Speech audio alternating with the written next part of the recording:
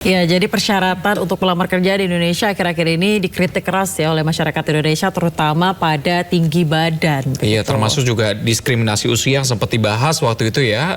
Ternyata ada batasan-batasan tertentu yang membatasi orang ternyata punya kemampuan lebih, begitu ya. Betul, saya sampai muncul juga hashtag kabur aja dulu, begitu ya, yang membuat masyarakat Indonesia khususnya anak-anak muda berpikir bahwa peluang di luar negeri lebih banyak. Sehingga mungkin ini bisa dapat menjadi pelajaran juga ya buat pemerintah kita agar mungkin ada peluang atau lapangan kerja yang mungkin persyaratan untuk tinggi badannya direvisi atau dievaluasi kembali, begitu. Walaupun sayangnya dari pihak istana mengatakan kabur aja dulu, ya silahkan aja katanya. Katanya begitu. Cuma ya kita lihat ya seperti apa beberapa tahun ke depan, karena memang salah satu goals dari pemerintah adalah menuju Indonesia Emas 2045. Tapi kalau anak mudanya pada kabur semua, mungkin tantangannya akan lebih berat ya. Kita beralih ke informasi selanjutnya, pemirsa. Tingginya antusiasme masyarakat yang ingin mudik lebaran menggunakan moda transportasi kereta api membuat PT Kereta Api Daop 1 Jakarta membuka pemesanan tiket kereta api tambahan sebanyak 330 perjalanan. Tiket KA tambahan ini bisa dipesan mulai hari Minggu kemarin untuk perjalanan mudik lebaran periode H-10 hingga H+8 Idul Fitri.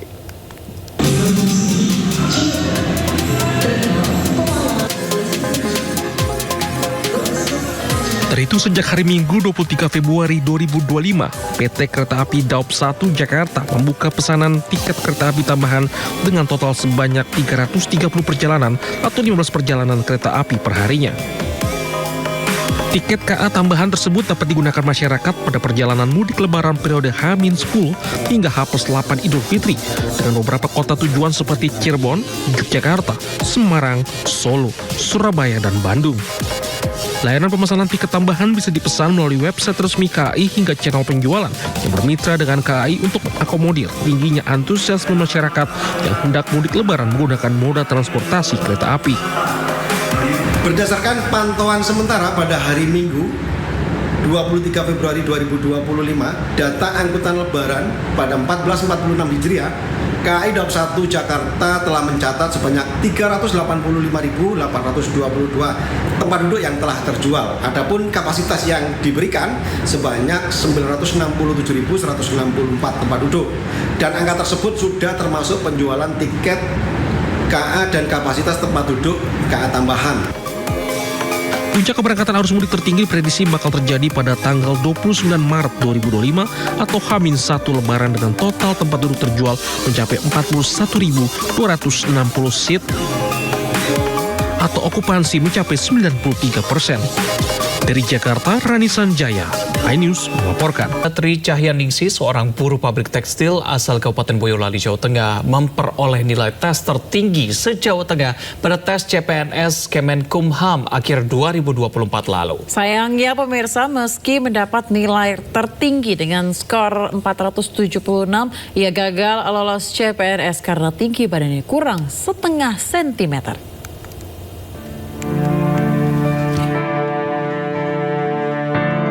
Beginilah kesibukan Tri Cahyaningsih, warga desa Penggung, Boyolali, Jawa Tengah saat libur kerja di pabrik tekstil.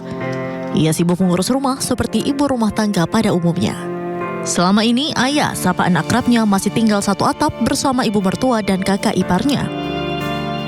Ayah merupakan salah satu peserta tes CPNS Kemenkumham Jawa Tengah yang memperoleh nilai CAT tertinggi, yaitu skor 476.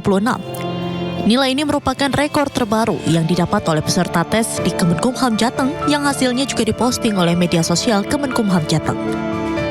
Namun sayang, meski mendapat nilai tertinggi pada seleksi kompetensi dasar, ibu dua anak ini gagal lolos CPNS karena tinggi badan kurang 0,5 cm. Saat diukur di rumah, tinggi badannya mencapai 159 cm. Dan saat pengukuran oleh panitia CPNS Kemenkumham Jateng, tinggi badan ayah hanya 157,5 cm dengan kekurangan hanya 0,5 cm. Ia pun gagal lolos CPNS Kemenkumham dengan formasi penjaga penjara. Ya kecewa, pasti banget kecewa. Kan dari awal udah yakin, udah ada nilai segitu. Kayaknya peluang lolosnya juga besar. Tapi ternyata ya ini dipatahkan sama itu. Adil lah mas. Dari awal udah udah di persyaratannya udah ada itu. walaupun nilainya tinggi, tapi kalau tingginya nggak nyampe ya udah. Itu udah peraturan dari awal gitu. Iya kaget kan, di rumah itu 159. Terus di sana kan aturannya 158 mutlak ya. Makanya istri saya berani daftar. Misal kalau aturannya dari sana 160, mungkin istri saya nggak daftar. Soalnya pasti tahu bakal sia-sia. Terus waktu di sana dites cuma 157,5.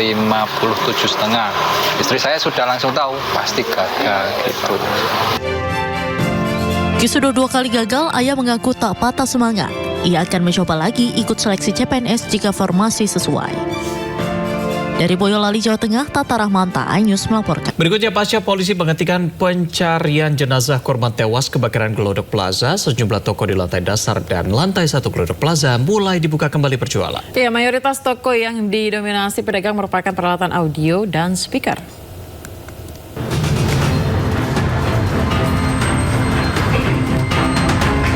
Sejumlah toko di lantai dasar dan lantai 1 Glodok Plaza, Taman Sari, Jakarta Barat sudah mulai dibuka kembali, menjajakan dagangannya. Kondisi toko yang mayoritas menjual peralatan audio dan speaker ini masih sepi pengunjung, walaupun hanya terdapat beberapa konsumen yang mampir ke toko. Menurut salah satu pedagang toko, dengan keadaan Glodok Plaza saat ini membuat para konsumen masih agak khawatir dan takut. Bisa kita pungkiri sih ya, karena kondisinya juga masih seperti ini ya kan. Jadi otomatis customer juga masih banyak yang nggak berani datang karena situasinya pun nggak membadai seperti dulu sedia kala sebelum kebakaran.